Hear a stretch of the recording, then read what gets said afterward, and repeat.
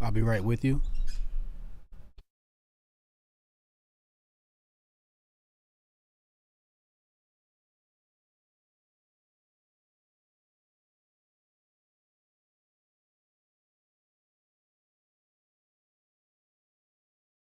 Okay. Welcome to today's presentation on the Federal Reserve. I am your host. That Hotep Jesus dude. That Hotep Jesus dude. As you already know, we start all of these casts here with looking at the trending topics to timestamp the day. I know that Biden gave a speech on the White House YouTube channel earlier. Fausti gave one earlier. Shout out to Renee Vogel in the chat, Lauren Elise, Victor of Life, Trish. We're going to get right into this. Isaiah Jackson, Bitcoin Zay in the building. If anybody needs to be here, it's definitely Bitcoin Zay. We're going to run through these trending topics to second style, and then we're going to get in a presentation just to allow some people to get in here. Let me exit Slack before this sound annoys me. I'll put this on your screen now. Stephen Breyer stepping down, U.S. Supreme Court. Everybody's arguing about who's going to replace him. Shout out to Kobe Bryant. Kobe Bryant was in my daily mailer.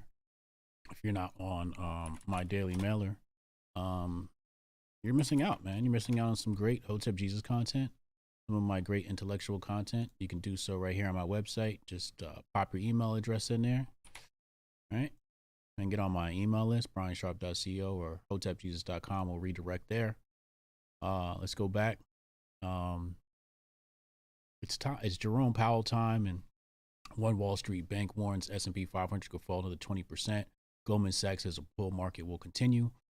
Okay, yeah, I would expect a dip in the market. It's been correcting for a couple of months now, and I'm going to expect the trend to continue. I'm buying the stock market all the way down, and I'm also buying Bitcoin all the way down, and I'm getting really aggressive. I've hoarded a ton of cash last year, knowing that the market was going to take a downturn. So I was not aggressive in investing last year because I knew there would be a downturn this year, mostly because America is a monkey country and it's a tiger year, according to the Chinese zodiac, and it's the enemy sign for the monkey sign. Let's continue. Bell, let's talk. Interesting enough, we have Biden as a president going into tiger year. Oh boy. Distraction, the Book of Boba Fett, distraction, Les Miles, distraction. Expedia, ready for takeoff. I guess they're drifted their way to the trending topics. Distraction, Atmos Collectors Club, distraction, Bad Bunny, distraction, Daniel Jones, distraction, Noom, distraction. Looks like some soccer games was played today. Looks like Mo Salah right there. Love this sport, distraction. Black woman is trending. Of course, Democrats love to put black women at the head of everything to push their agenda. So they're trying to replace Justice Breyer with a black woman. And as you'll see later on, people are discussing the potential for Kamala to take that position, which I highly doubt would happen. Michael Rapaport, again, trending. He's a supreme grifter. If anybody's not aware, please go to grifties.com and nominate your favorite grifter. Right now, we have new nominees. We have Our Lab has been nominated. Jack Murphy has been nominated. And in top three, you see here Don Lemon, Darkside Phil, and Dave Rubin. So make sure you go check that out and nominate and vote. Kagan, Johnny Cage, Scalia, Brandon Brooks, distraction. Planet Coaster, distraction. Elston, distraction. Dave Scott, distraction. CoCap, NFL news, distraction. The Fed, what are they saying about the Fed? It's interesting enough, that's exactly what we're talking about today. It says breaking, the Fed signals it will raise interest rates soon, moving toward ending ultra easy pandemic support to fight inflation. Interesting enough, we are actually talking about the Fed today. Wow. And if you have been attending class here on this channel, you already knew that they were going to raise interest rates. We've covered this in previous presentations where people speculated they would not, but Hotep's been told you they were going to raise interest rates. And now we see here today, Bloomberg Economics announced that the Fed will in fact raise interest rates, quote unquote, soon. We knew that was coming. So shout out to everybody who attends this channel. because you are ahead of the curve and knew this stuff was coming. People discussing Stacey Abrams, probably, for who knows what reason. Anyway, so William Burton, thank you. Paying tuition. He said, learned of you on Twitter in 2016. Glad to see you're still making big moves. Just copped the Patriot Report. Looking forward to reading it. Keep fighting the Patriot fight. Appreciate you, bro. So today's presentation is from my book, The Patriot Report, Unmasking the Conspiracy of Money and War. Go get your copy now. Available on Amazon and my website, hotepjesus.com. We'll redirect to briansharp.co. Let's get into today's presentation. I don't want to waste any more time. I have a fabulous presentation for you today, a big brain presentation for you today. And you are absolutely going to enjoy this. So this is slide begins with let me make sure my Cash App didn't get hit, because I know some people Cash App me, and I make sure I shout out the people that Cash App me. Okay.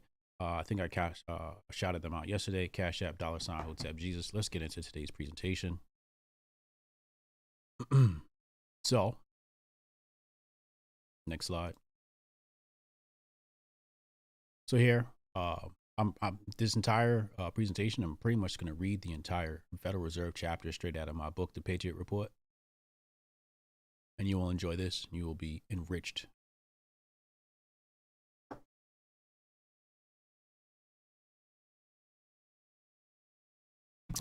Also, please go share this presentation right now. I will retweet you. Let you get your clout token. Shout out to Kamar Daniels. He has done so as well.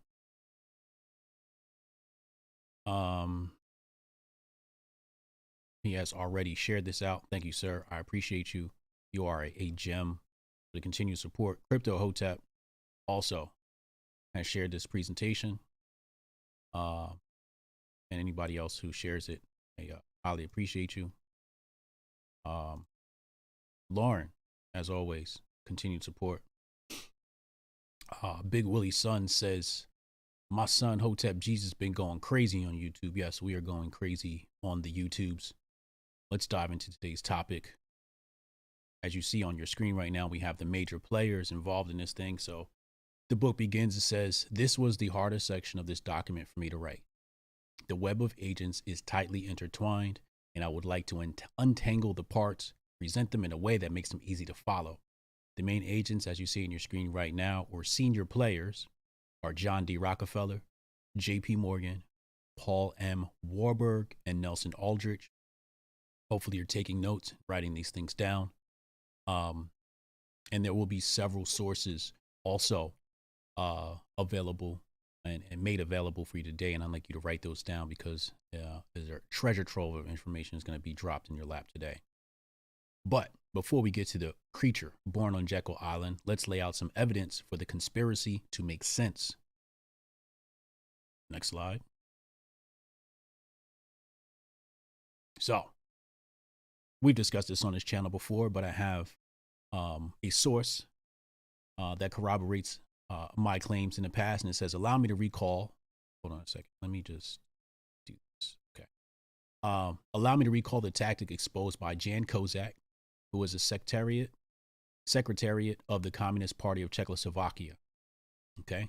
This is the secretariat of the Communist Party of Czechoslovakia, Jan Kozak, in his title, Not a Shot Fired, where he says they create the problem and then encourage the people affected to ask Congress for laws favorable to those who create the problem. This is a communist exposing exactly how communists operate.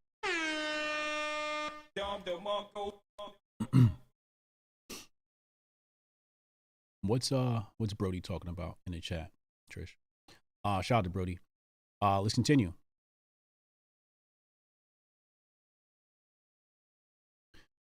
So it says, if you've been paying attention to the previous sections of this document, or if you've been paying attention to the presentations on this channel, you understand that contracting currency and credit can induce panics. As we're seeing today, as I just showed you in the trending topics, the Fed is planning to increase interest rates, which is a form of deflation or contracting the currency and credit. So, for our first piece of evidence, which may point to a planned conspiracy comes from Senator Robert Owen, who testified before a congressional committee that his bank received the, write this down, Panic Circular of 1893, which stated, you will at once retire 1/3 of your circulation and call in 1/2 of your loans. This is from the document Gary Allen wrote, None Dare Call It Conspiracy.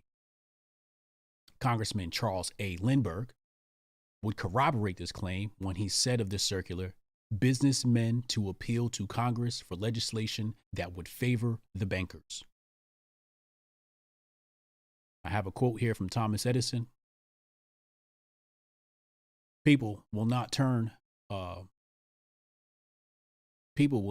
shovel full of dirt on the project, Muscle Shoals Dam, nor contribute a pound of material. I'm sorry, let me read this again. People who will not turn a shovel full of dirt on the project nor contribute a pound of material will collect more money from the United States than will the people who supply all the material and do all of the work. This is the terrible thing about interest. Hold on 1 second.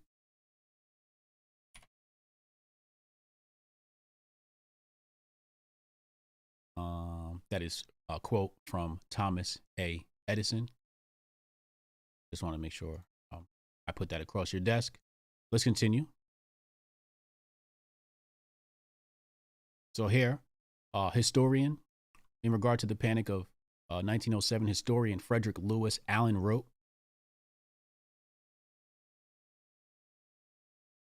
sorry, hold on, I just screens.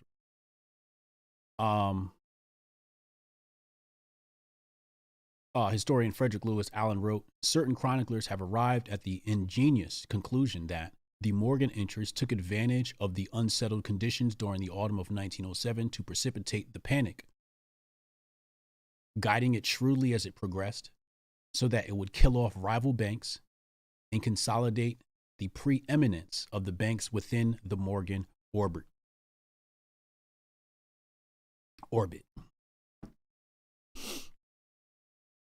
Now, this is where we're going to get into some Marxism. So it says, to strangle the growth of the average citizen, the second plank of Karl Marx's 10 planks of the Communist Manifesto was implemented. It was tucked inside the Tariff Act of 1894. Before we continue, as you know, we have to look things up. We have to show them to you because some people simply just don't believe unless you see it. So let's pull this up. Pull up the 10 planks of communism right here, and I'll put this on your screen right now. And you'll see here, second plank is a heavy, progressive, or graduated income tax. This is Marxism we're discussing right now. Okay, that's the second plank. And then we're going to go and we're going to type in,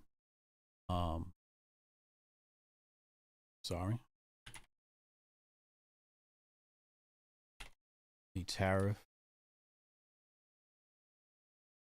Act of 1894. I'm going to put this right here on your screen. As you can see, it's already highlighted. The Wilson-Gorman Tariff of 1894, also called Income Tax Act of 1894, was a bill passed by Congress that reduced the tariffs on certain imports into the United States. Right? One of these was a 2% federal income tax. So that's what it did. It lowered duties slightly, but added a number of other provisions. One of these, it says right here, was a 2% federal income tax. So some people believe that the act that was passed during 1913 was first, when in fact, no, the Tariff Act was the first instance in which federal income tax was implemented in the United States. You are now that much smarter. You're welcome. Let us continue with the document. Now that we've given you that, the Supreme Court deemed this unconstitutional in the case of Pollock versus Farmers Loan and Trust. Again, put this on your screen because people don't believe, think we make things up. They think we're conspiracy theorists. Not.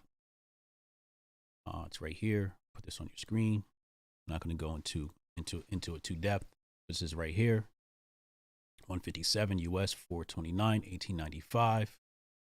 And you can read all about this act right here. and what the Supreme Court said. Again, we're not going to go into this because we have too much to cover today. Just want to make sure you put that on your notes for something to do, study later on.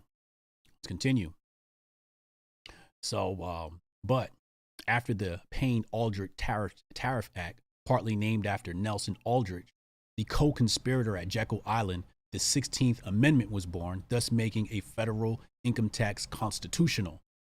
In 1913, the same year the Federal Reserve Act would be passed, the Revenue Act of 1913 will be passed. So, again, let's put this on your screen.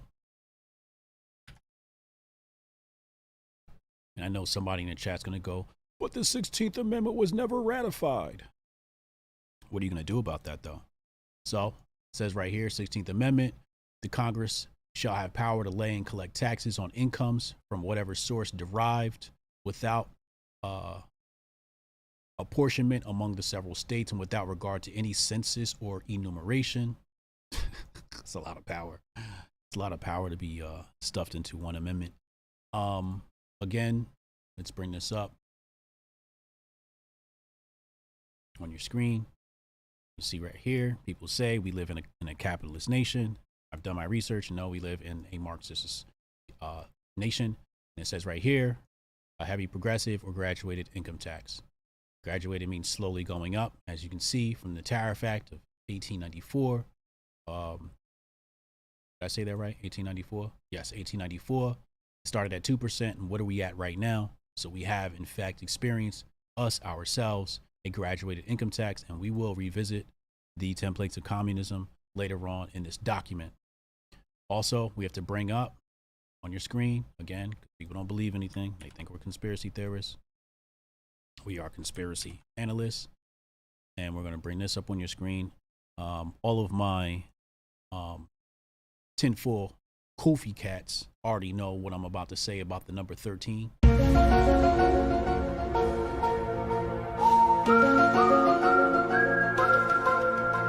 Interestingly enough, 1913 was the year the Federal Reserve Act was passed, and also the Revenue Act of 1913, also known as the Underwood Tariff. And it says the Revenue Act of 1913 lowered average tariff rates from 40 to 26%. It also established a 1% tax income above $3,000 per year. The tax affected approximately 3% of the population at the time. So again, this was where, so right here it says following the ratification of the 16th Amendment, 1913. So people who say it wasn't ratified, I guess there's some arguing to be done, but we're not going to argue about that right now. Let's continue with the presentation. I just want to put that across your screen. Some of this may be familiar to you. Some of this may be new, but we're going to continue. Now, next slide. Congressman Robert Adams is on record stating the following: the imposition of the tax will corrupt the people. It will bring in its train the spy and the informer. This is very important, because in order to impose a tax, you need somebody to first identify amount of money that you've earned.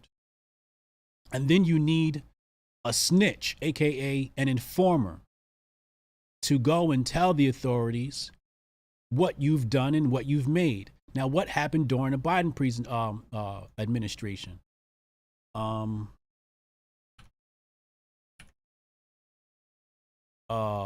They can look, I think they lowered the threshold to like $600, and they can look at your bank records, right?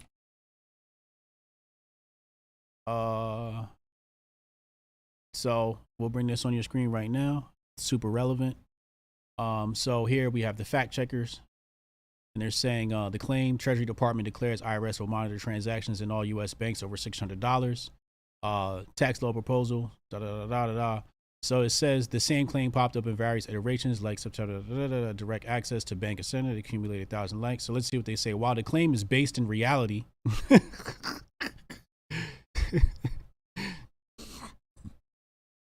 it gets many facts wrong. I'm not going to go into reading this. You guys can do this on your own time. But yes, in fact, as they've just stated here, and you see them playing with my computer, they can monitor bank accounts over $600. See that there? So when we go back, and you see here, he says the imposition of the tax will corrupt the people. It will bring in its train, the spy and the informer, aka the snitch. It will necessitate a swarm of officials with inquisitorial powers. It is a direct step towards centralization. Mr. Chairman, pass this bill and the Democratic Party signs its death warrant. So he uses this word here, centralization. I'm going to highlight it now so you see it. See this? It says centralization. Again, we have to go back to Marx. Let's bring Marx up on the screen. And we're going to see this word appear twice. You'll see it right here. Centralization of credit. Centralization, means of communication. Now, if you are a student of mine, if you are a listener of mine, you already know how I describe communism and socialism. It is the centralization of power within the hands of the state for the purpose of imposing slavery-like tactics. Something along those lines. I've said that in so many different ways. But the key word is centralization of power within the hands of the state. Many people would have you believe otherwise. Ignore them. I'm giving you the unmitigated truth. Let's continue. So it says, before we untangle the web of conspiracy at Jekyll Island, we first have to quickly unpack the 1912 United States presidential election, which was between Biden 1.0, aka Woodrow Wilson, Theodore Roosevelt, and William Taft. You'll soon see how J.P. Morgan had led a role in this election. Says here, Taft filed a lawsuit against the J.P. Morgan-backed United States Steel, this is a corporation, in the fall of 1911 under the Sherman Antitrust Act, which specifically named Roosevelt. Apparently, this broke a gentleman's agreement between Taft and Roosevelt, in which Taft promised he would not pursue an antitrust suit. Feeling betrayed, Roosevelt planned to defeat Taft in the race for the Republican nomination. In 1908, Taft was mainly backed by J.P. Morgan, Roosevelt, George W. Perkins, and Frank Munsey. Munsey and Perkins would later revoke their support due to the U.S. Steel lawsuit and put their dollars behind Roosevelt in the 1912 pre-convention campaign to the sum of $190,000, not $166. As we proceed through the details, keep in mind that Taft is on record saying he would veto the central bank bill. Next slide. Henry L. Stoddard, former publisher of the New York Evening Mail, who was secretly financed by Perkins, said George Perkins and Frank Munsey influenced the politics of this country in 1912 more than any men with whose activities at the time I am familiar. There certainly would have been no national progressive party but for these two men. There probably would not have been a Roosevelt candidacy for nomination in the convention against Taft but for them. Now imagine if the socialists who call themselves progressives knew that Wall Street and bankers were financing the birth, the genesis of the Progressive Party. Wow. Let's continue. It says, when Roosevelt lost the Republican race to Taft, Roosevelt, with the help of Munsey and Perkins, launched the Progressive Party. Munsey and Perkins accounted for $500,000, $500,000 in contribution funds for the new third party. The duo also received contributions from the head of U.S. Steel, Daniel G. Reed, head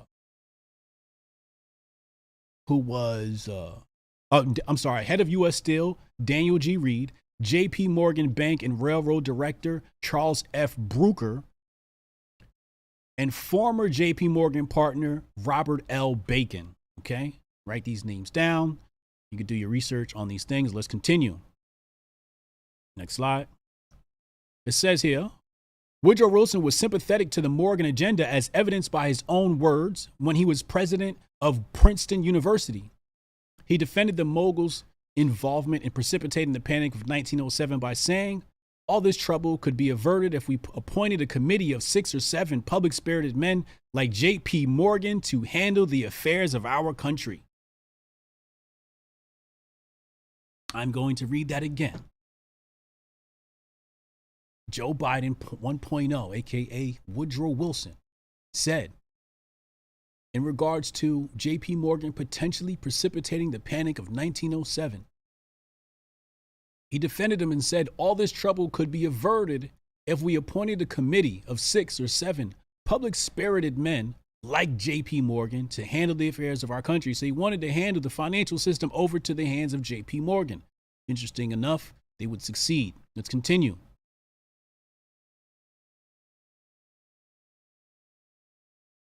So the bankers' plot was to have Roosevelt run as a third party to strip votes from Taft so Wilson could win.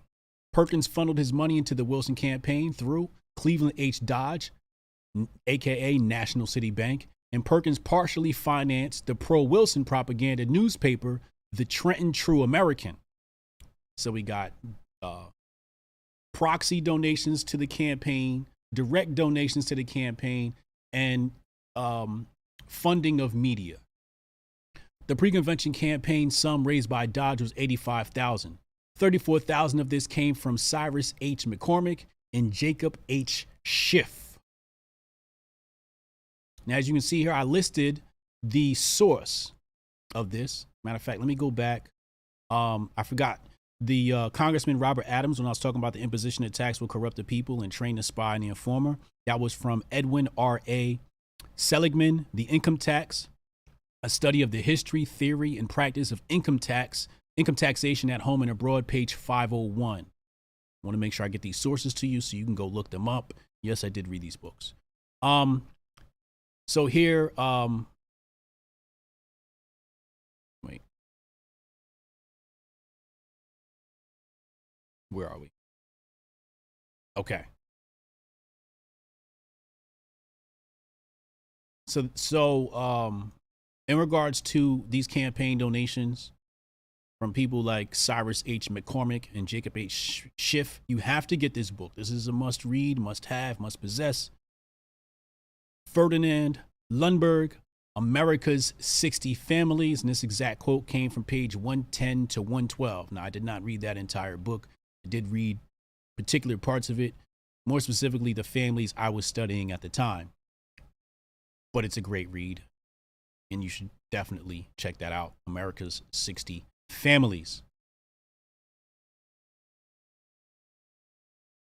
Shout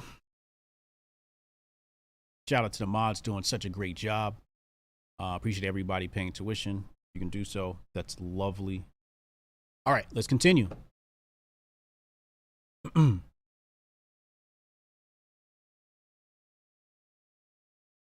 Next slide.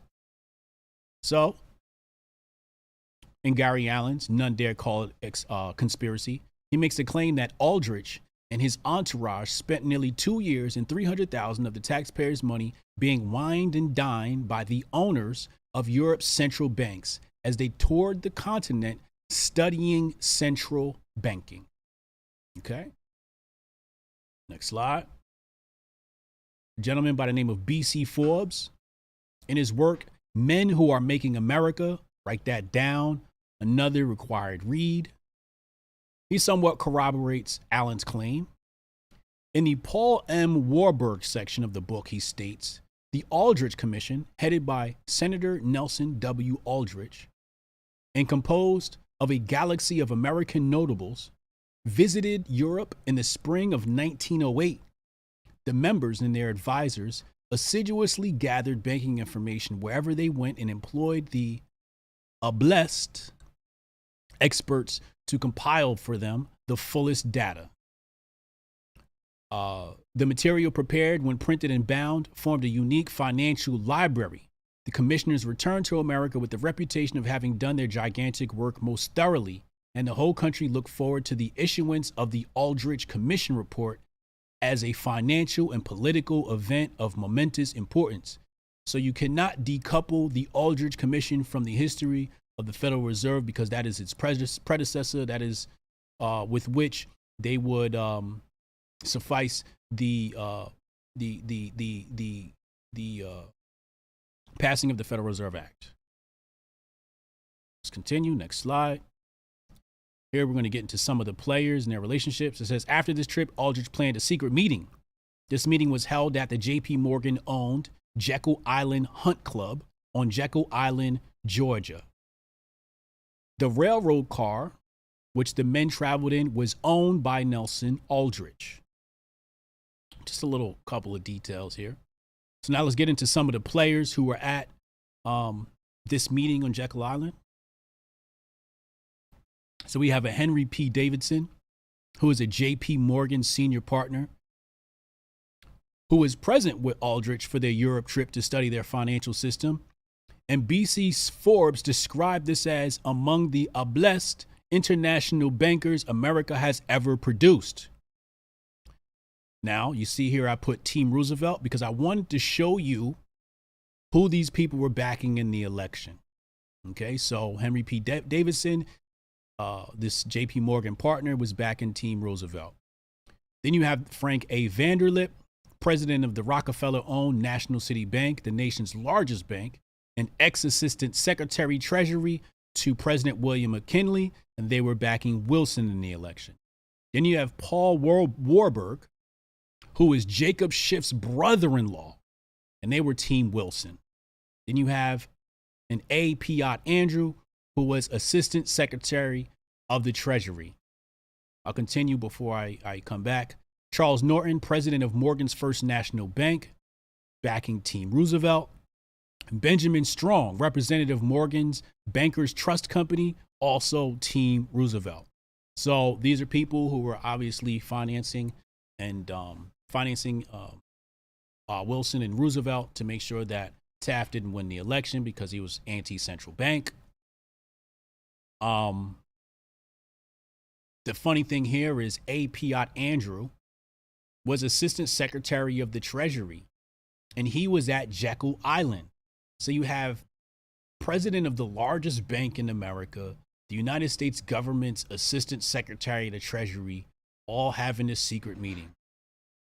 Now, I wrote here, I must note that Nelson Aldrich's daughter, Abby, married the son of John D. Rockefeller, John D. Rockefeller Jr., on October 9, 1901. And I wrote, this appears to be one little happy family planning the financial future for the United States of America. So these people are how you believe families don't matter, yet families are what gave them power.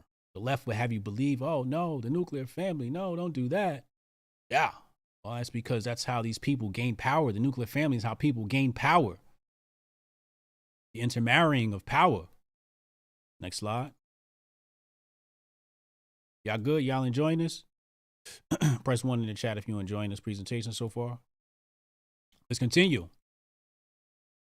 Of the Jekyll Island meeting, B.C. Forbes writes, and this is in his book, Men Who Are Making America, another mandatory read. People always ask me, hey, can you make a reading list? Can you make a reading list? Watch my YouTube channel. I give out sources all the time. So it says Nelson had told Harry, Frank, Paul, and Piot that he was going to keep them on Jekyll Island, cut off from the rest of the world until they had evolved and compiled a scientific currency system for the United States, a system that would embody all that was best in Europe, yet so modeled that it could serve a country measuring thousands against European countries measuring only hundreds of miles. So let me just break that down for you. Whenever you create a product, sometimes what you do is you put it in a test market, right? So you might say, hey, I got this new clothing line or this new piece of technology. Let's test it out in the Midwest, right? Some rural area with a small population, see how people interact with it. And then you take it to the bigger markets like Houston, New York, Miami, and California, right? So that's really what was happening here. This is what the bankers did. They took a small population like Europe and then or a small landmass like Europe. They tested their banking systems. They perfected it there. And then they started and said, OK, now we got this thing perfected. Here's how we're going to bring it to the larger landmass, the United States of America. Next slide. I'm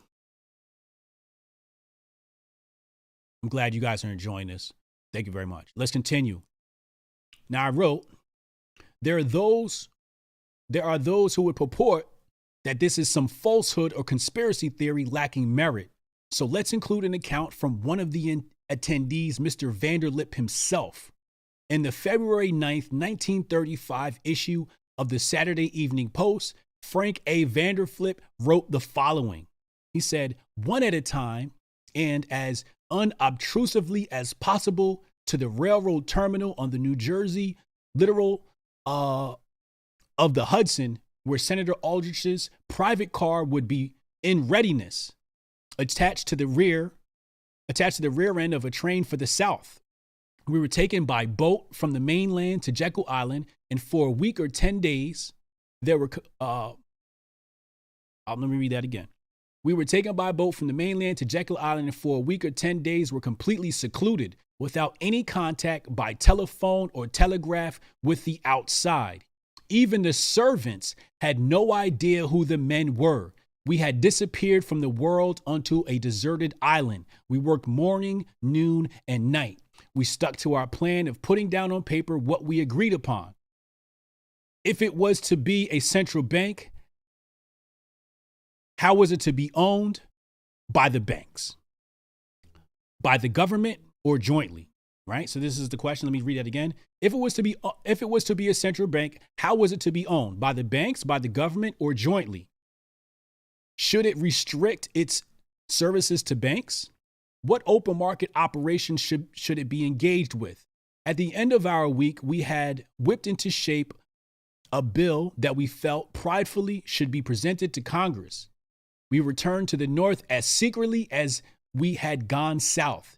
Senator Aldrich would present the bill we had drafted to the Senate. It became known to the country as the Aldrich Plan. Again, we have to know the Aldrich Plan. Oh, you're not seeing the slides? I'm so sorry. Oh, man, I'm so sorry. All right, now you got them. Here, let me go back. So this is Men Who Are Making America, right? Your Federal Reserve co-conspirators.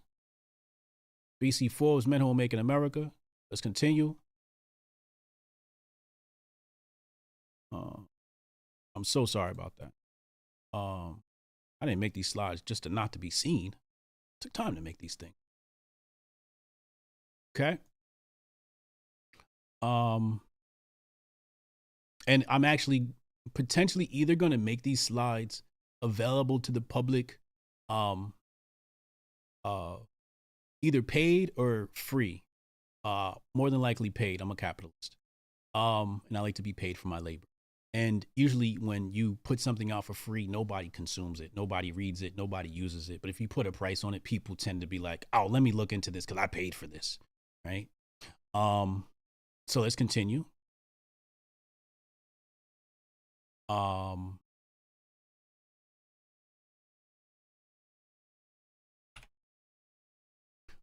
right. So I said here, I believe we can now put to bed the doubt that a secret meeting that took place without a journalist within 50 miles, quote unquote, planned a central banking system for the United States. We have Vanderlip's own admission to this. Let's continue. Now, another character we must bring into the picture is Edward Mandell House, or Colonel House. Now, it must be noted that Colonel was an honorary title given to him. He actually did not serve in the military. This is an important figure because he was the secret advisor to Wilson, aka Biden 1.0. The two met on November 24th, 1911, when Wilson was the governor of New Jersey. To evidence their relationship, House would be the president's personal wartime emissary in Europe. Charles E. New wrote the title Colonel House, a biography of Woodrow Wilson's silent partner. Write that down if you'd like to know more about Edward Mandell House. If you'd like to look into this, okay. If you'd like a glimpse into House's sentiment in regard to the Aldrich's plan or the Federal Reserve Act, this was revealed in a novel he wrote called Philip Drew, Administrator, which almost reads like an autobiography with regard to his intentions and relationship with the president. This Drew character would play a key role in getting the president elected, just like House played a vital role in getting Wilson elected. In the novel, Drew describes his power to install a new form of government as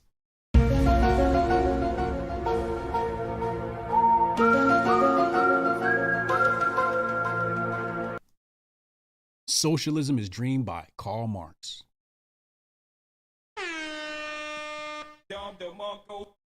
People have the nerve to purport that we live in a capitalist nation, but everybody around is a fan of Marx. How? Let's continue. In the document, the Patriot Report, Unmasking the Conspiracy of Money and War, I wrote, the fifth plank of Karl Marx's 10 planks of the Communist Manifesto reads, centralization of credit in the hands of the state by means of a national bank with state capital and an exclusive monopoly. Let's put that on your screen because people like to think we making this shit up. I'm getting angry now. Number 5, centralization of credit in the hands of the state by means of a national bank with state capital and exclusive monopoly. People have the nerve to purport that it is capitalism running this country. But yet, Marx would be quite fond of the country he sees today. What are the socialists complaining about? They have their dream. What are the communists complaining about? They have their dream. It is the capitalists that should be complaining. It is people that are fans of laissez-faire capitalism that should be upset, that have something to complain about. I am upset. I am complaining. Because these socialists are so stupid and so misled into thinking that we don't live in a communist, socialist, Marxist nation, but we do. They blame everything on capitalism. But the complete destruction of our capitalist system is due to what? Socialism as dreamed by Marx. Let's continue. Drew had intentions to impose a graduated income tax. Remember, Payne-Aldrich Tariff Act of 1894? And rewrite the Constitution, aka the 16th Amendment. There was little doubt that House was pro-central bank, and in the perfect position, being next to the president to ensure the Federal Reserve Act passed.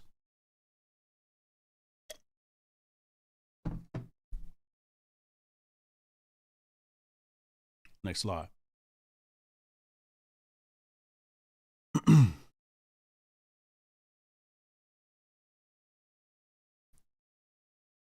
I'd like to pull some comments from 2 congressmen. This is about to get real spicy, y'all. It's about to get real spicy.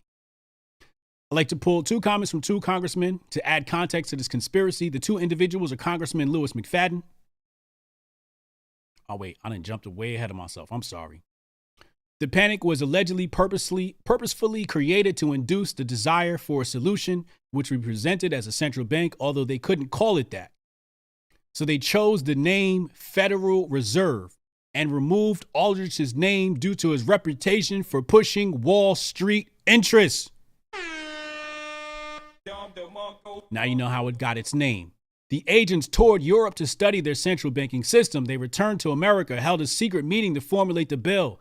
A small group of men, whom some are family, influenced the elections to ensure they had someone who would be sympathetic to their cause, and then, taking advantage of Congress's desire to adjourn for Christmas, the Federal Reserve Act was passed on December 22nd, 1913 by a vote of 298 to 60 in the House and in the Senate by a majority of 43 to 25. Congressmen wanted to go home for Christmas. They said, hey, let's get this bill passed and then we can go home. Nobody wants to work on Christmas. See how slick these people are? Let's go to the next slide. Preying on people's emotions and desires. Natasha Kayleen, I finally got my account correct. Much love. Thank you, Natasha. Paying her tuition. Renee Calusia, thank you. He said the gravity of this situation is that Big Pharma owns our public servants, big tech, and the mainstream fake news. But of course, I'm just a flat earther and I don't know what I'm talking about. Indeed. Let's continue. So here, this is where it gets spicy. Again, when I do my research, I give primary sources. We have to do primary sources. I'm not, people like, oh, you want to learn about this creature of Jekyll Island. I'm not going to discount that book as being a good source, but that's not what I did my research on. I went into the congressional record. I went into primary sources. I went into other sources. I did not want to give people the same old regurgitated information on the Federal Reserve. I wanted to dig deeper and give you something you never heard before. Press 1 in the chat if you were presented with information today that you never heard before. Matter of fact, let me set up the poll. And then we will continue.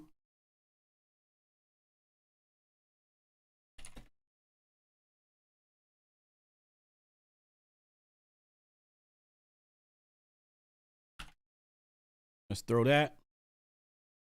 Thank you very much. Now, continues. It says, Congressman McFadden says, Mr. Chairman, we have in this country one of the most corrupt institutions the world has ever known. I refer to the Federal Reserve Board and the Federal Reserve Banks. The Federal Reserve Board, a government board, has cheated the government of the United States and the people of the United States out of enough money to pay the national debt.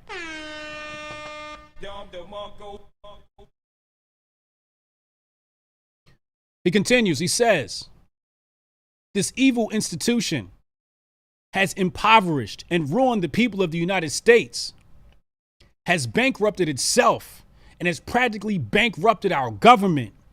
It has done this through the defects of the law under which it operates, through the maladministration of that law by the Federal Reserve Board, and through the corrupt practices of the moneyed vultures who control it. He continues. Some people think the Federal Reserve banks are United States government institutions. They are not government institutions. They are private credit monopolies which prey upon the people of the United States for the benefit of themselves and their foreign customers, foreign and domestic speculators and swindlers, and rich and predatory money lenders. He continues, in that dark crew of financial pirates, there are those who would cut a man's throat to get $1 out of his pocket. There are those who send money into states to buy votes to control our legislation. This is Congressman Louis McFadden. YouTube, don't hit me with the strike. I'm telling you what's in congressional record. YouTube. Those 12 private credit monopolies were deceitfully and disloyally foisted upon this country by bankers who came here from Europe, who repaid us for our hospitality by undermining our American Constitution. Our American institutions and the Constitution.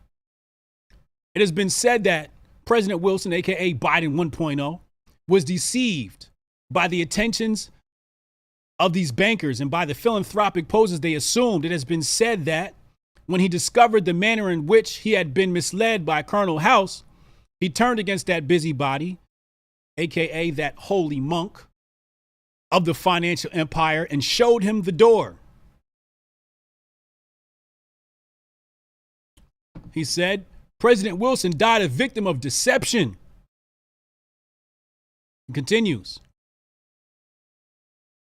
Susan don't like the truth. Where's Susan at? Where's Susan at? What's Susan say? Y'all know what to do with Susan. Mods, you know what to do with Susan. Get that Karen up out of here. Let's continue. In 1912, the National Monetary Association, under the chairmanship of the late Senator Nelson W. Aldrich, made a report and presented a vicious bill called the National Reserve Association Bill. This bill is unusually spoken of as the Aldrich Bill. Senator Aldrich did not write the Aldrich Bill. He was the tool, but not the accomplice of the European bankers who, for nearly 20 years, had been scheming to set up a central bank in this country, who in 1912 had spent and were continuing to spend vast sums of money to accomplish their purpose. Now, if you've been watching any one of these things, any one of these presentations I've been having, it's been longer than 20 years that they've been trying to get this country under a central bank. Go back and watch the previous videos under the Patriot Report playlist. Let's continue. He says, the men who ruled the Democratic Party then promised the people that if they were returned to power, there would be no central bank established here while they held the reins of government. 13 months later, the number 13 again, 13 months later, that promise was broken.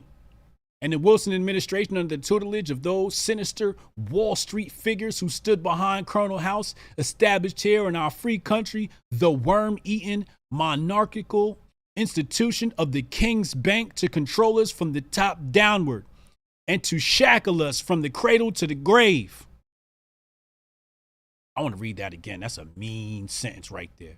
He said 13 months later, that promise was broken in the Wilson administration under the tutelage of those sinister Wall Street figures who stood behind Colonel House, established here in our free country the worm-eaten, monarchical institution of the King's Bank to control us from the top downward and to shackle us from the cradle to the grave. The Federal Reserve Act destroyed our old and characteristic way of doing business. It discriminated against our one-name commercial paper, the finest in the world, and it set up the antiquated two-name paper, which is the present curse of this country, and which has wrecked every country which has ever given it scope. It fastened down upon this country the very tyranny from which the framers of the Constitution sought to save us. He continues, he said, it has been said that the draftsman who employed to write the text of the Federal Reserve Bill used the text of the Aldrich Bill for this purpose.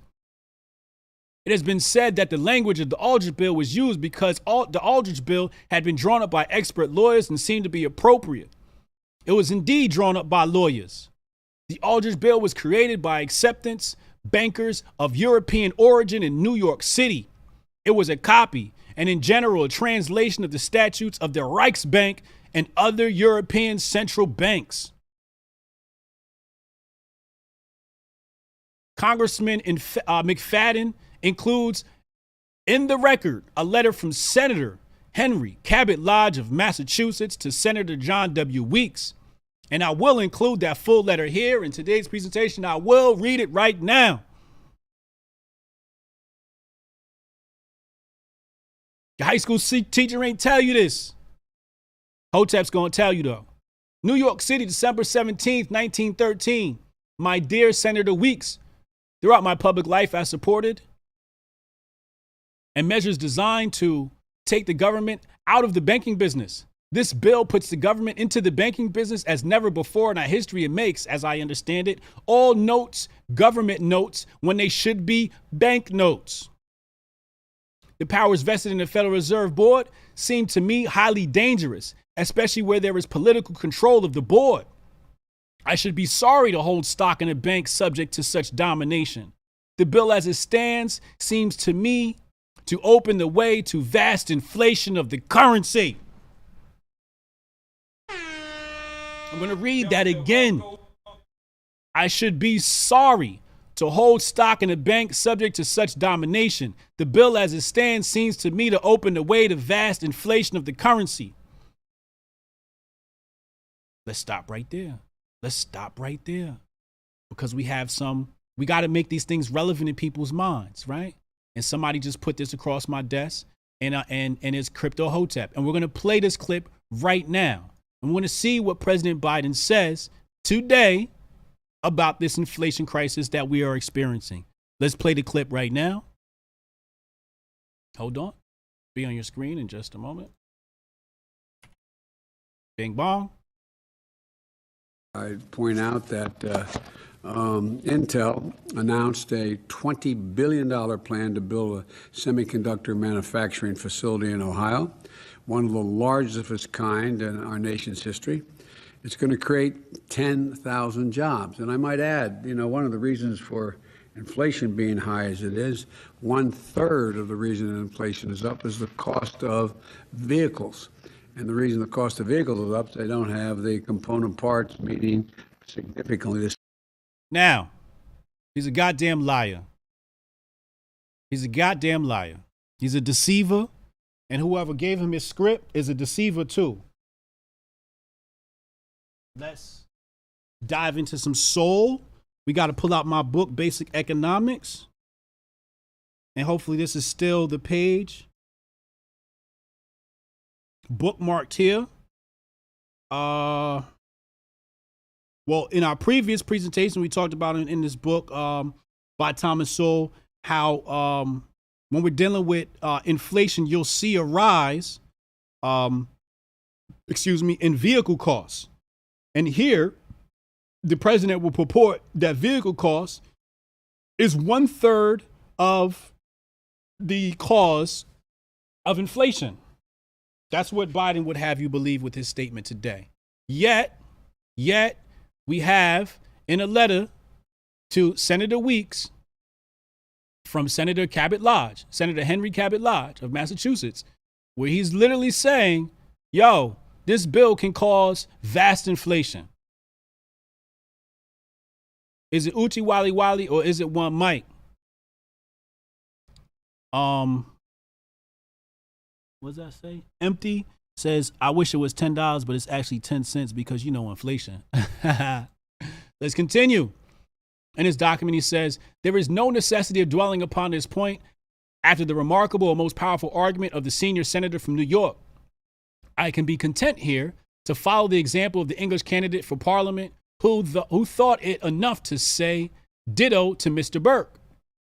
I will merely add to that, I do not like to think that any law can be passed which would make it possible to submerge the gold standard, pay attention, in a flood of irredeemable paper currency.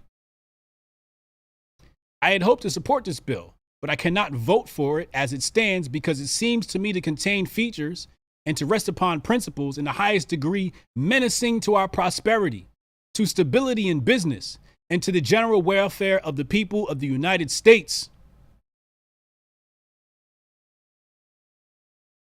Adam Coit says Biden touched his nose when he was talking about inflation, perhaps a less obvious tell of an obvious lie. Body language do not lie. Let's continue. Is there another McFadden slide? I want to make sure you get all these slides. So it says, Mr. McFadden continues. In the 18 years which have passed since Senator Lodge wrote that letter warning of all his predictions have come true. Against its will, the government, it has been made the backer of horse thieves and card sharks, bootleggers, smugglers, speculators, and swindlers in all parts of the world. Through the Federal Reserve Board and the Federal Reserve banks, the riffraff of every country is operating on the public credit of the United States government. Mr. McFadden includes in the record a statement from Mr. Alexander Lassen. He says, but the whole scheme of the Federal Reserve Bank with its commercial paper basis is an impractical, cumbersome machinery. It's simply a cover to find a way to secure the privilege of issuing money and to evade payment of as much tax upon circulation as possible, and then control the issue and maintain, instead of reduce, interest rates. It is a system that, if inaugurated, will prove to the advantage of the few and the detriment of the people of the United States. It will mean continued shortage of actual money and further extension of credits. For when there is a lack of real money, people have to borrow credit to their cost. Now, in the book, I said, I'll stop here because I could have kept going. And it says, the source of all that I just wrote is June 10th, 1932, House Congressional Record, page 12,595 to 12,597. I remember when I was doing the research for this book, just reading through that whole congressional record, not all 12,000 pages, but that one part. And I think that was like maybe several pages long, and just like trying to just understand what the conversation was in Congress at the time. And then I saw that and I'm like, damn, Louis McFadden is going in. I was like, I got to throw this in the book. Never knew this stuff before. Continues. It says in a May 5th, 1933 House Congressional Record, it appears McFadden had previously tried to audit the Treasury Department but failed. I'll include that text here. He says, Mr. Speaker, a few days ago on the floor of the House, I called attention to the resolution that is now pending before the Rules Committee proposing an audit of the Treasury Department. At that time, it was intimated by an interrogation to me that I have not submitted sufficient evidence to warrant an investigation. On May 23rd, 1933, McFadden filed a motion to impeach the Secretary of the Treasury, two assistants secretaries of the Treasury, the Board of Governors of the Federal Reserve, and the officers and directors of its 12 regional banks. This was House Resolution number 158, pages 4055 to 4058 in the Congressional Record. In case anybody wants that, I'll repeat that again. This was House Resolution number 158, pages 4055 to 4058 in the Congressional Record. Breezy, thank you for the super chat. He said, these people are so powerful that when their creation fueled the Great Depression, their yellow journalism successfully pinned the blame on free market capitalism, which secured their monopoly. Exactly. And that's exactly what we see today. Like, what the F? Anyway, next slide. So I said, subsequently, there were 2 assassination attempts on McFadden's life. The first attack came in the form of 2 revolver shots fired at him from ambush as he was alighting from a cab in front of one of the Capitol hotels. Fortunately, both shots missed him, the bullets burying themselves in the structure of the cab. Next, he became violently ill after partaking of food at a political banquet at Washington. His life was only saved from what was subsequently announced as poisoning by the presence of a physician friend at the banquet, who at once procured a stomach pump and subjected the congressman to emergency treatment. Now here I said, if you search the internet, there is some controversy over whether or not his death was an assassination or not. Wikipedia says the cause of death was coronary thrombosis. Other sources say he was poisoned. I'll leave that speculation up to you. Now, this is somebody you got to know about, Louis McFadden. I know most of y'all never heard of him.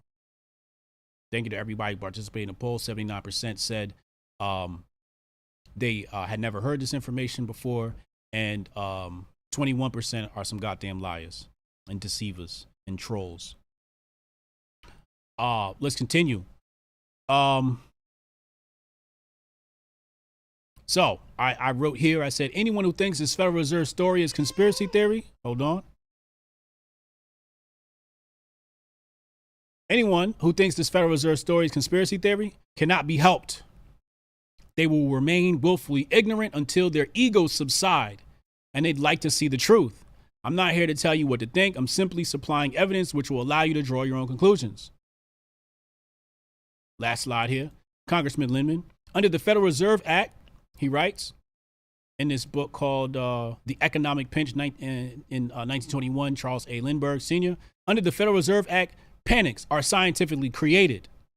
The present panic is the first scientifically created one, worked out as we figure a mathematical problem.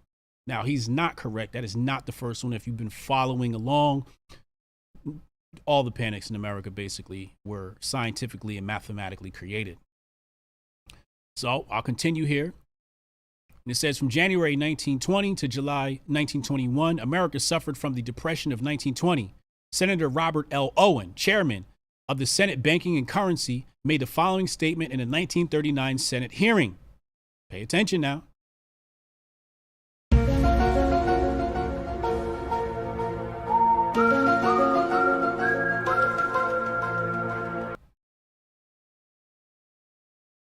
He says, in the early part of 1920, the farmers were exceedingly prosperous. They were paying off their mortgages and buying a lot of land at the insistence of the government.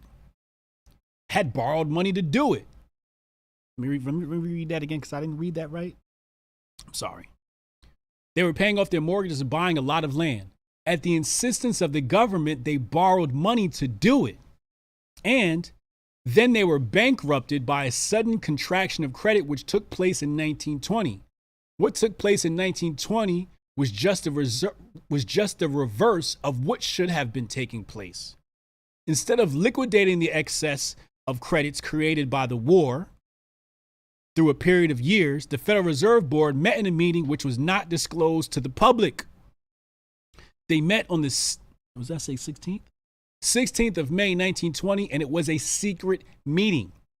Only the big bankers were there, and the work of that day resulted in a contraction of credit by ordering banks to call in outstanding loans, which had the effect the next year of reducing the national income $15 billion. throwing millions of people out of employment and reducing the value of lands and ranches by $20 billion.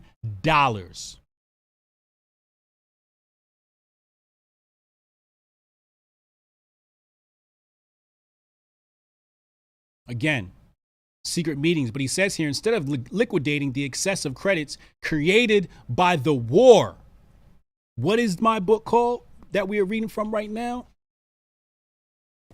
Unmasking the Conspiracy of Money and War. You cannot decouple war from money, and you cannot decouple money from war. When there's debt and panics in America, war is somewhere close. And where you find this, you find a dirty, rotten banker.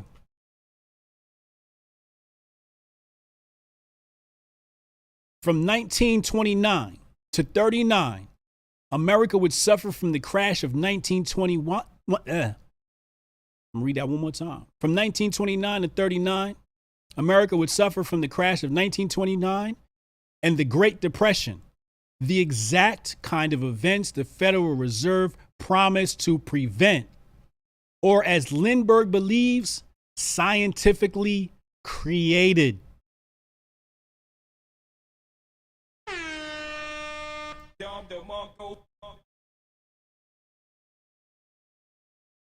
John Blaze says Lindbergh opposed the bank. That's the real reason why his baby went missing.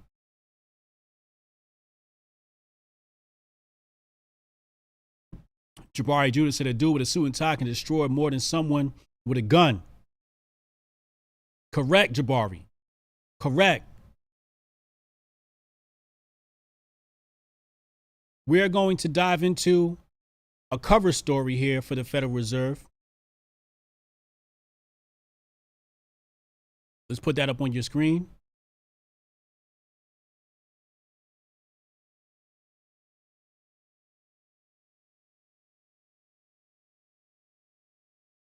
Eight misconceptions about the Federal Reserve. Debunked. Bankrate.com claims. Written by Sarah Foster. Misconception number 1. The Fed is to blame for mortgage and student loan rates. I haven't read this. I'm not going to read this. But let me tell you something. Let me tell you something about government-backed loans. If the capitalist who is loaning people money is not at risk of losing any money, you will find inflation in the products with which this money will be used to purchase. When the students complain that tuition to school has skyrocketed, it is because of government-backed loans. If you wish to loan somebody money, you must take the risk that comes with that. You must take the risk of losing money. Let's continue. Misconception. The Fed acts alone with no oversight or supervision. Now, this is a double-edged sword. Of course, it's written that Congress has oversight. But can we trust Congress? And what happened? Do I have to pull up the Ben Bernanke conversation again? Do I have to do that? Maybe I got to do that. Maybe I got to pull up the Ben Bernanke conversation because y'all need a reminder of what Ben Bernanke said. Let's see if we can find this really fast. This was Ben Bernanke. I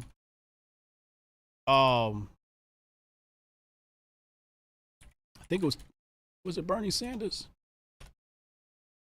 Yes.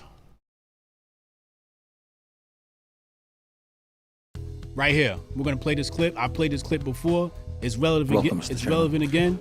And we are going to look at what the Federal Reserve says. We have spent a lot of time in that has access to the U.S. Did you explain that?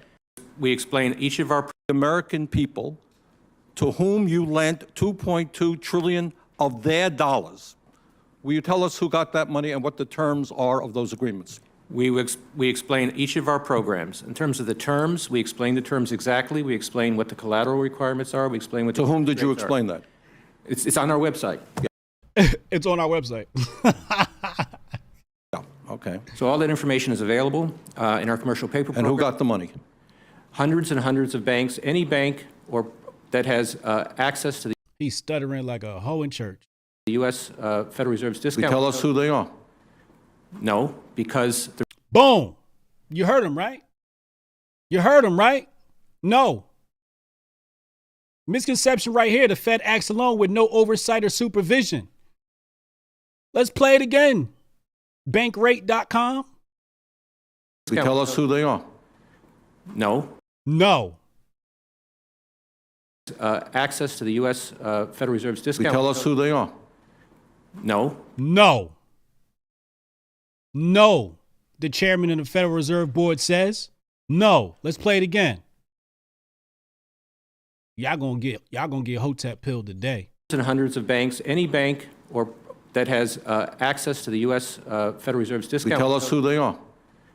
No, because the reason that is counterproductive and will destroy the value of the program is that banks Cassius Can said corporate bankers can afford a favor and the courts are tailored to support their failure. Facts. Let's go back. So it says here, according to Bankrate.com, misconception, the Fed acts alone with no oversight or supervision. Can you say that when Bernie Sanders asked him, who'd you get the money to? It sounds like a conversation with Black Lives Matter. Where's the money? Where's the money? You done raised all this money. Where is it? We don't know what Black Lives Matter did with the money. It's a mystery. BLMchapterstatement.com. The chapters want to know where's the money. And here, a congressman asked the Fed, can you tell us who you gave the money to? And he says no, but Bankrate.com says the Fed doesn't act alone. And they have oversight and supervision, but that oversight, which is Congress, can't get any answers. Let's go to the next one. The Fed prints money. Misconception. What? It says it seems counterintuitive that the U.S. Central Bank isn't responsible for printing money. However, that's the truth. And the responsibility falls under the domain of the U.S. Treasury Department. This is where they play with words, because that is true. That is absolutely true. And yes, the coins come from the U.S. Mint. Right? Right here. It says, but the Fed does have a hand in circulating that currency once it's printed. But who is the one that advises the Treasury Department? It's the Fed. So they play word games with y'all. They play word games. It says right here, misconception, the Fed is funded or gets rich through taxpayer money. We already went through that in this book. Let's continue. The Fed acts with Wall Street in mind. We already debunked that. Next one. The Fed is unconstitutional. Debunk that. Get it out of here. Swat it. The Fed can prevent income inequality. Yeah, and they'd go away. Number 8, the Fed can eliminate the business cycle. Now that's just stupid. They actually create the cycle. So if they can create it, the lack of their existence could eliminate it, and it could be a natural business cycle. What we have is an unnatural business cycle. Come on, people. Come on, people. Lifestyle said, link the video. Hold on. I'll put it right here. I'll put it right here in the chat. All you gotta do is type in, I think you search 2 trillion or something like that. Ben Bernanke and Bernie Sanders, Ben Bernanke. Classic clip.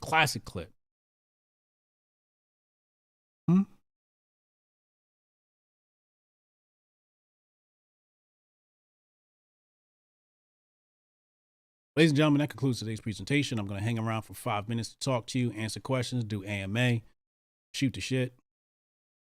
Thank you for joining me today. Share this with a normie. Share this with one of your blue-pilled friends. I'll be back in another presentation in the future. We are still going through this book. There's still more to cover. There's still more deceit to be uncovered and revealed. So look out for that. Anytime is a slow news day or they're not talking about anything great on the internet, I will be hitting you with this. If it's nothing important on the internet happening, I will be hitting you with this. But today we have nothing but distractions on the timeline. What am I going to do after this? Let me look at my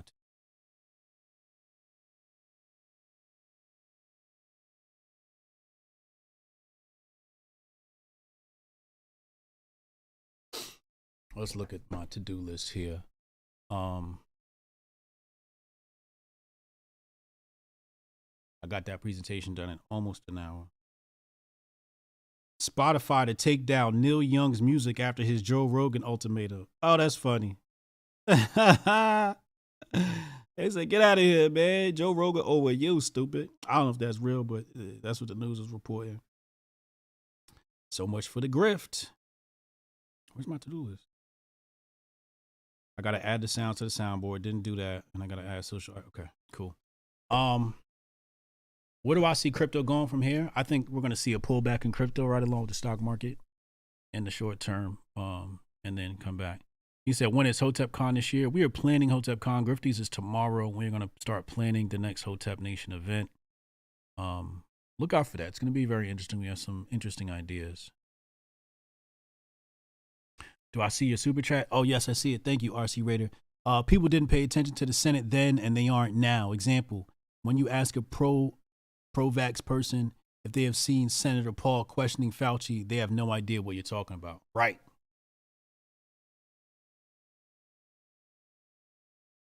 Sean M says BTC going back to 15K. I would love to see that. Monique said good presentation. Thank you. Victor Stone says Keynesian economics. I'm glad you brought that up because in one of my future presentations, we are going to be studying Mr. Keynes. We're actually going to talk about him and his influence on American monetary policy. We will be diving into that. I have some interesting things to say about that individual. It's in my book. You can't talk about American politics without mentioning that man's name or American financial policy. Vegas said, thank you, HJ. Love the effort you put forth. Thank you.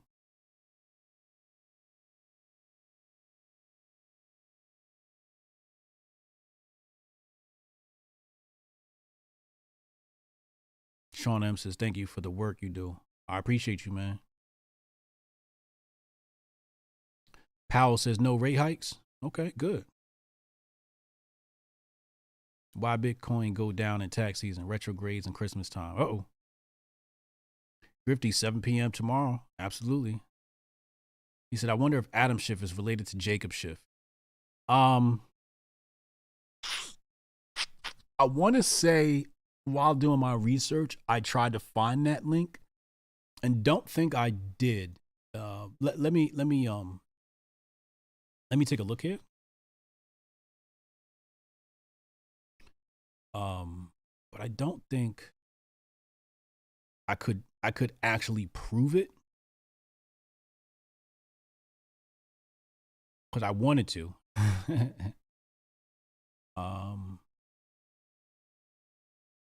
He's got a Frida Warburg, Nee Schiff, Mortimer Schiff, John Schiff. I mean, it's Schiff and the Warburgs are like intertwined, but I wouldn't be surprised if it's from the same Schiff family. Could be a cousin or something like that. Do you think the crypto world will produce or thoughtful bankers? Rewrite that. I don't know if you made sense with that question today. I've seen people say the rate hikes will happen, but if they will be so small as to have any real effect. Yeah, they always like to minimize the things that they do and act like nothing's going to happen when they do it. But in fact, well, you see what happened. LP said Bitcoin need to go back to 5K. Word. I need to gobble me up. I need to gobble me up some at that rate. Absolutely. Lego said much love, OG. Keep it up. We appreciate your mind, time, and energy. I appreciate you, man.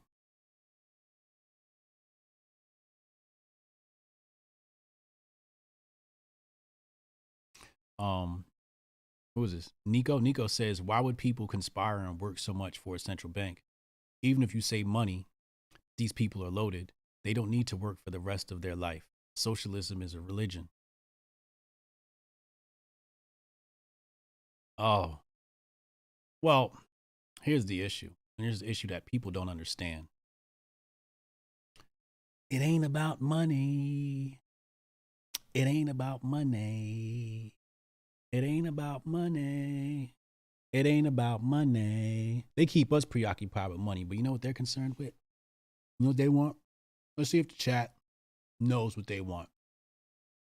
If it's not money they want, what is it that they want? I'll give you guys a few seconds to answer that question. If it's not money that's their concern, I mean, money's part of it, right? But it's not the main thing that they want. It's one word.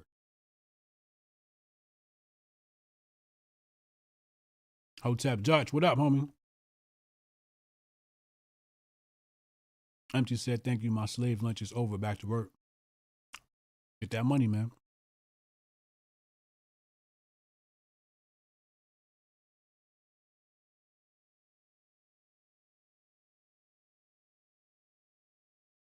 I see people popping their answers in now.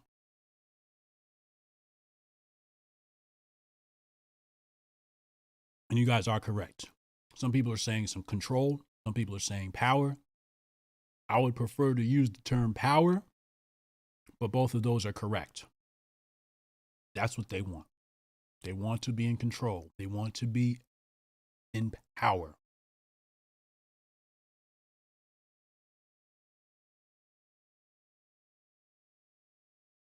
Depopulation is at the bottom of the list. Depopulation is to get them more power, right? So depopulation is because you can't just control everybody, right? You got people like me and the Hoteps running around. You got to kill some of us off, right?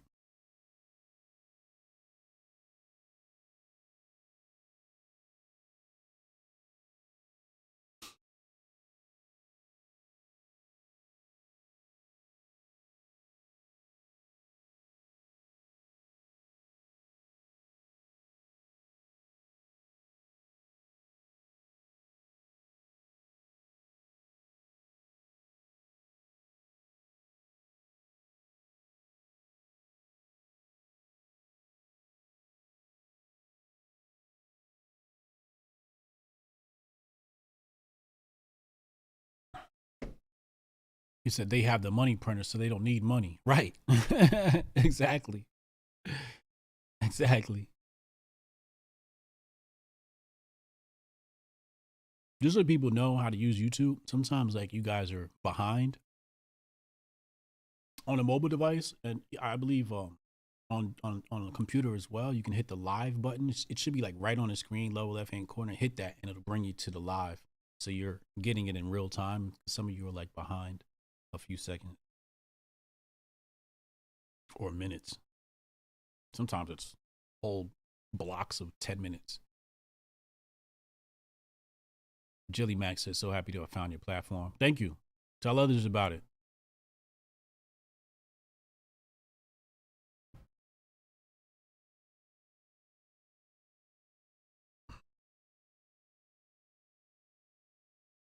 Ladies and gentlemen, it's been a wonderful time spent with you. I appreciate you. Hotep and Bill, I love y'all.